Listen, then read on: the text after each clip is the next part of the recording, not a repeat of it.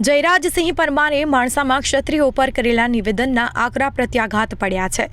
ક્ષત્રિય આગેવાન પાર્થિવરાજસિંહે તેમના નિવેદનને રીતસરનું પડકાર્યું છે અને જણાવ્યું છે કે જયરાજસિંહ હવે તેમનો અલગ જ ઇતિહાસ જણાવી રહ્યા છે. તેમણે તેમનો ઇતિહાસ તેમના ઘરે રાખવો જોઈએ. 5 વર્ષ પહેલાં તે પોતે કંઈક અલગ ઇતિહાસ બોલતા હતા અને હવે આજે કંઈક અલગ ઇતિહાસ બોલે છે. તેથી તે પહેલાં પોતાનો ઇતિહાસ કયો છે તે નક્કી કરી લે.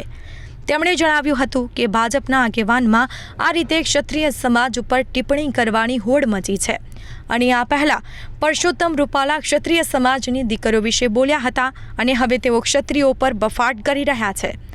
જયરાજસિંહ પરમારનો આ બફાટનો ઇતિહાસ નવો નથી. આ પહેલાં પણ જ્યારે ક્ષત્રિય અસ્મિતા આંદોલન થયું હતું તે સમયે ભાજપના બીજા બધા ક્ષત્રિય નેતાઓ ચૂપ રહ્યા અથવા તો ક્ષત્રિય સમાજની તરફેણમાં ખુલીને બોલ્યા હતા. જ્યારે જયરાજસિંહ પરમારે તે સમયે પણ ક્ષત્રિયોના વિરુદ્ધમાં બફાટ કર્યો હતો. હવે આ જયરાજસિંહ પરમાર ઉત્તર ગુજરાત રાજપૂત સંઘના પ્રમુખ કઈ રીતે બની ગયા તે જ સમજાતું નથી. હવે તેમણે સમાજની સાથે નથી રહેવું.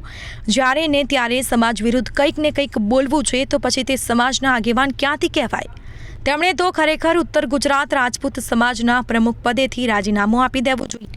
તેઓ કાં તો સમાજમાં રહે અથવા તો રાજકારણ કરે. તેમણે જણાવ્યું હતું કે સમાજના વડીલોને ક્ષત્રિય ઇતિહાસની ખબર છે. તેઓ રાજકારણ સાથે જોડાયેલા નથી, પછી તે ગમે તે પક્ષના હોય. પણ જ્યારે કોઈ પોતાનો જ વ્યક્તિ ક્ષત્રિય ઇતિહાસને ખોટી રીતે બોલે તો વડીલની ફરજ નિભાવવાના છે.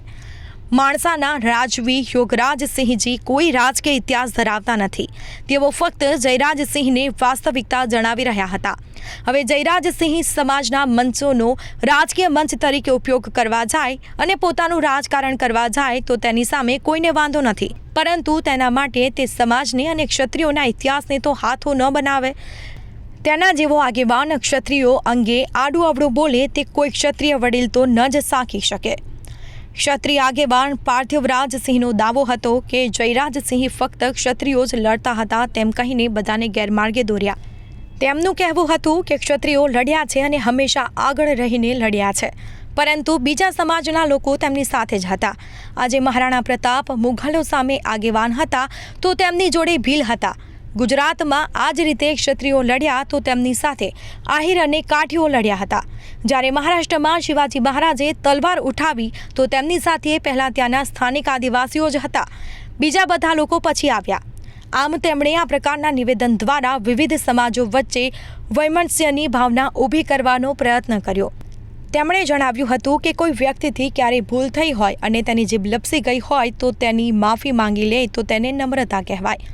પરંતુ જો આનું સતત પુનરાવર્તન થતું જ રહે તો માફી માંગવાના બદલે બીજા ઉપર દોષનો ટોપલો ઢોળી દેવાય તો તે વ્યક્તિ ઘમંડી કહેવાય.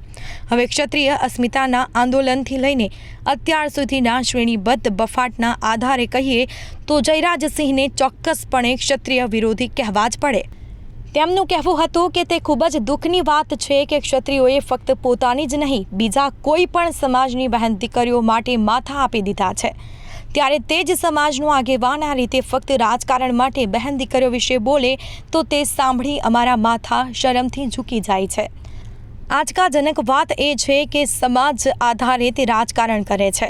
તે જ સમાજની અસ્મિતા ઉપર તે આ રીતે સવાલ ઉઠાવે છે અને તેમને રાજકારણના આધારે સમાજમાં હોદ્દા લેવા છે અને સમાજના આધારે રાજકારણમાં હોદ્દા લેવા છે. તક મળે ત્યારે સમાજની અસ્મિતા ઉપર પોતે જ સવાલ ઉઠાવવા છે. આ રાજકારણ તમને મુબારક. ક્ષત્રિય સમાજને આવા રાજકારણમાં કોઈ રસ નથી. તે આવા રાજકારણને પૂછતો પણ નથી. ઉલ્લેખનીય છે કે 11 ઓગસ્ટના રોજ ગાંધીનગર જિલ્લાના માનસામાં એક કોલેજ કાર્યક્રમમાં ક્ષત્રિય સમુદાયના ઇતિહાસ ઉપર વ્યાખ્યાન આપતી વખતે ભાજપના પ્રવક્તા જયરાજસિંહ પરમારે કહ્યું હતું કે ભારતમાં જાતિ વ્યવસ્થા પહેલાંથી જ સ્થાપિત હતી. જે મુખ્ય ક્ષત્રિયોની જવાબદારી સમાજનું રક્ષણ કરવાની હતી, પરંતુ અંધશ્રદ્ધા અને જાતિ ભેદભાવના કારણે આપણો દેશ અંગ્રેજોનો ગુલામ બની ગયો. આ દરમિયાન માણસા સ્ટેટના રાજવી યોગરાજસિંહ રાવલ અને જયરાજસિંહ પરમાર વચ્ચે ઉગ્ર ચર્ચા થઈ. રાજવીએ તેમના ચાલુ ભાષણમાં તેમને અટકાવ્યા અને કહ્યું કે તમે ક્ષત્રિય સમુદાય વિશે ખોટી માહિતી ફેલાવી રહ્યા છો. ક્ષત્રિય સમુદાયના ઇતિહાસને લઈને તેમની વચ્ચે 5 મિનિટ સુધી ખેંચતાણ ચાલી અને બાદમાં માણસાના રાજવી યોગરાજસિંહ રાવલ ઊભા થઈને ચાલુ કાર્યક્રમ છોડીને ચાલ્યા ગયા. બંને વચ્ચેનો વિવાદ વધુ વકરે નહીં તે માટે કાર્યક્રમમાં હાજર અન્ય લોકોએ બંનેને શાંત પાડ્યા. આ વિવાદના પડઘા સમગ્ર ક્ષત્રિય સમાજમાં પડ્યા છે અને આગામી દિવસમાં ક્ષત્રિય સમાજની આ મુદ્દાને લઈને બેઠક મળે તેવા અહેવાલો છે.